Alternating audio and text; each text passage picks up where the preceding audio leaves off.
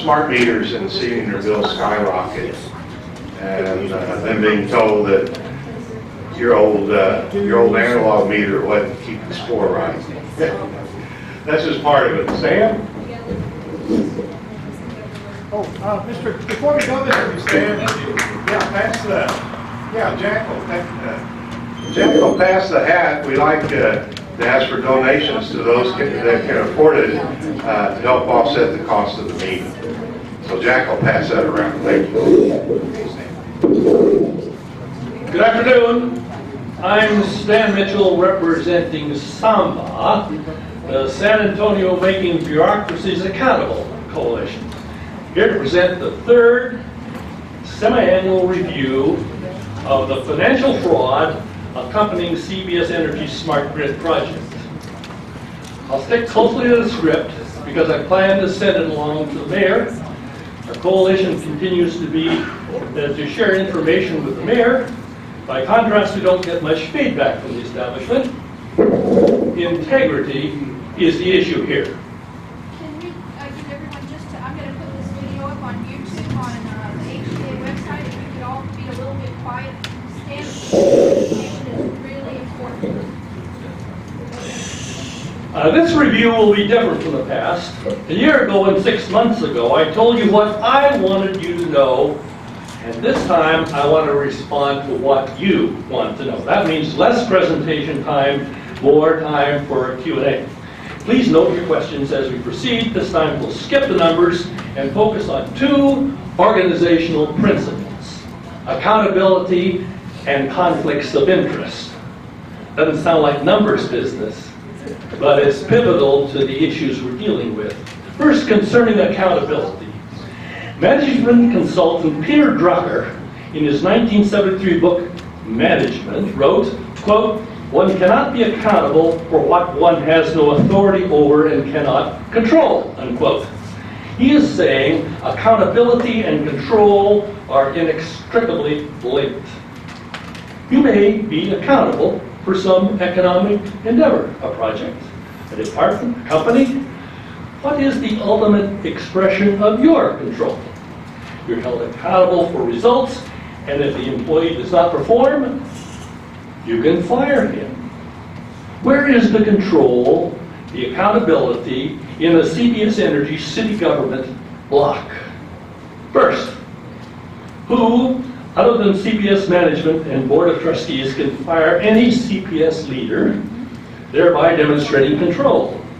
Surprisingly, none of our elected officials, neither Mayor Taylor, an ex officio member of the board of trustees, nor our city council can fire anyone at CBS.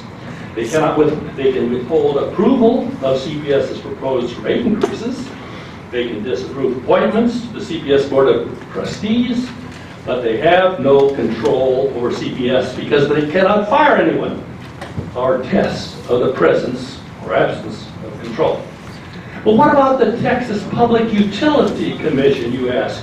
The Texas Public Utility Regulatory Act states, Section 11, public utilities traditionally are, by definition, monopolies in the areas they serve. As a result, the normal processes of competition that regulate prices in a free enterprise system do not operate. Public agencies regulate utility rates, operations, and services as a substitute for competition. So far, so good. However, Section 32 of the same Act does not allow the PUC to, quote, regulate or supervise a rate or service of a municipally owned utility, such as CPS Energy. The Texas PUC cannot regulate CPS Energy, but delegates that control function to San Antonio city government. Our city cannot regulate CBS because it lacks control. So CBS is an unregulated monopoly because no elected official is accountable for CBS Energy. What does an unregulated monopoly do? Anything it wants. Amen. But it gets worse.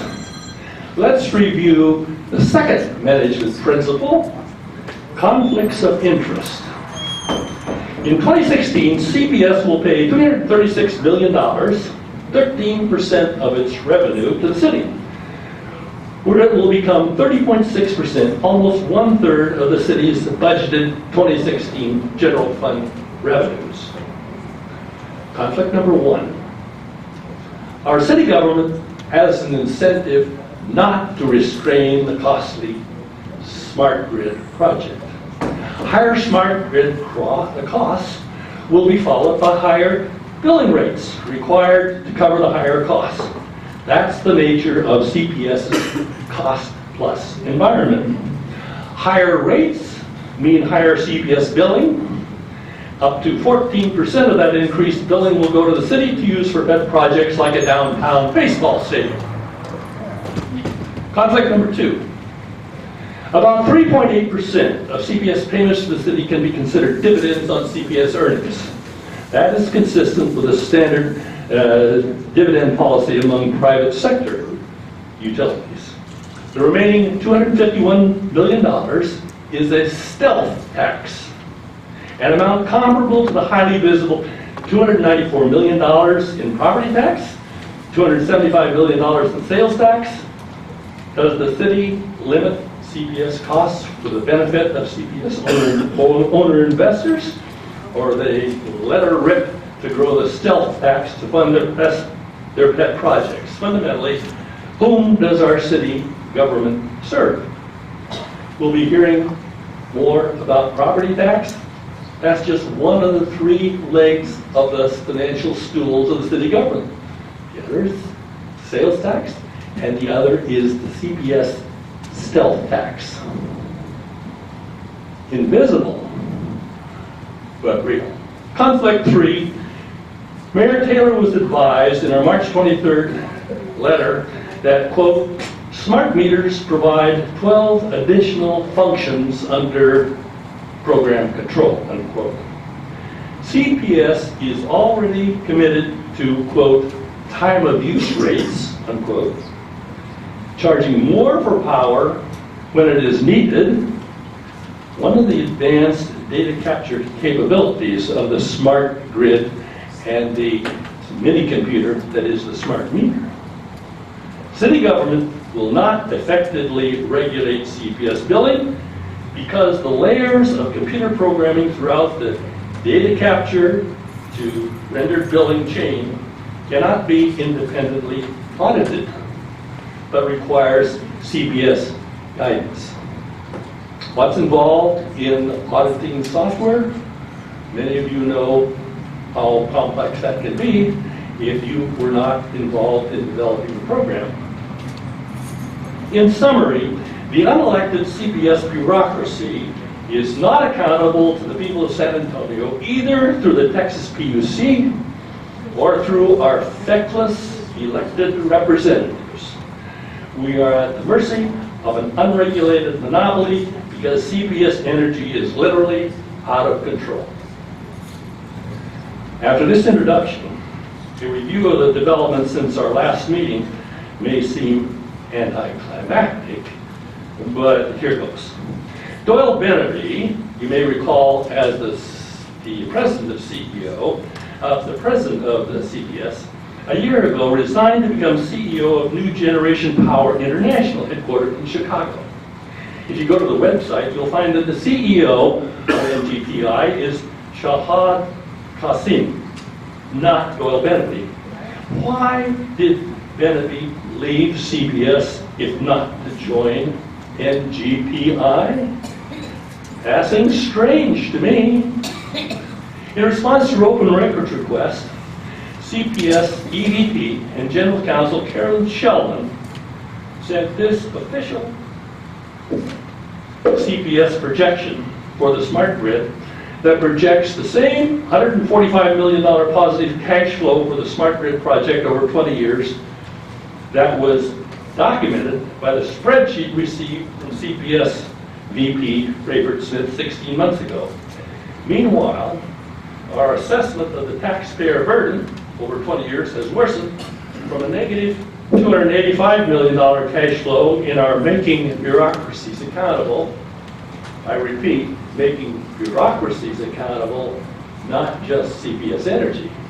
Some of these concepts that relate to CPS relate to other unelected bureaucracies like VIA, like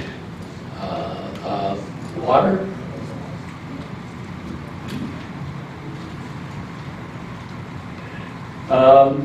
So that binder delivered to Mayor Taylor on January 14th of this year has increased that 20-year burden now to an excess of $2 billion.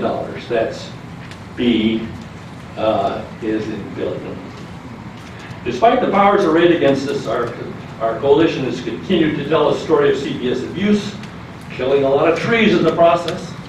We've made presentations to the chiefs of staff, to Congressman Lamar Smith and Texas Speaker Joe Strauss, to Senator Donna Campbell and her staff, to the interim charge committee of the Texas legislature. Since our last HTA meeting, our Sama coalition has met twice with Mayor Taylor. Most recently, 11 days ago, on October 11th. In the absence of the mayor, we presented the following documents to Chief of Staff Jill DeYoung and Chief of Policy Lila Powell. I have 25 sets for your use if you choose to review them. The script to the presentation to the mayor on blue paper.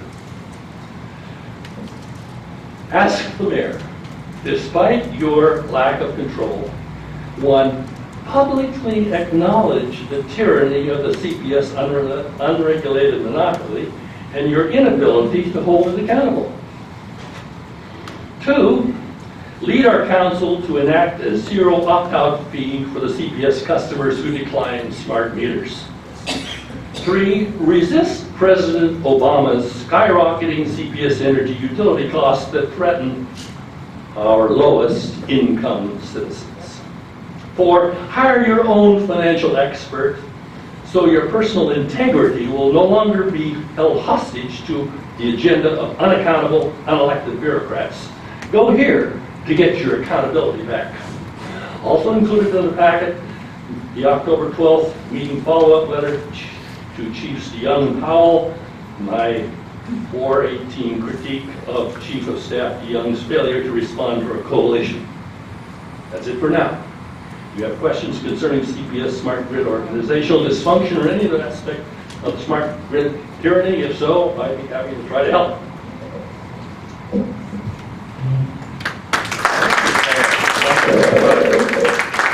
Yeah, it's been a constant battle, but we've had reports from people that have installed smart meters and then see their bill skyrocket. And of course, CPS tells them, well, your own meter wasn't reading right.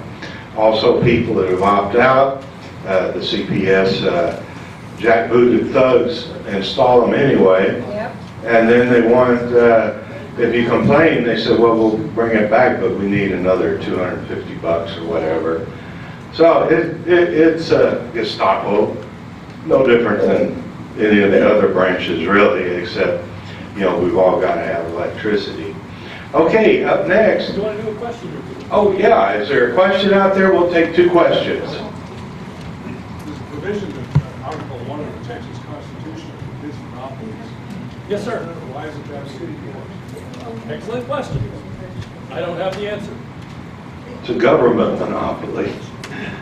Government or quasi-government entities are exempt from this. Yeah. It makes no exemption in the article. It's an inherent exemption.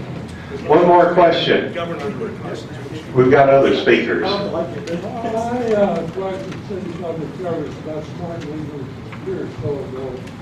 Asked if there was a way to option out of it. Say, yes, they send you a letter in advance saying that within a certain length of time they are going to install a smart meter. But for a fee of $25, you can opt in out. Is that true? Actually, $20 a month. $20 a month. Yes. Yes, sir. And I opted out, so. I opted out. Yeah.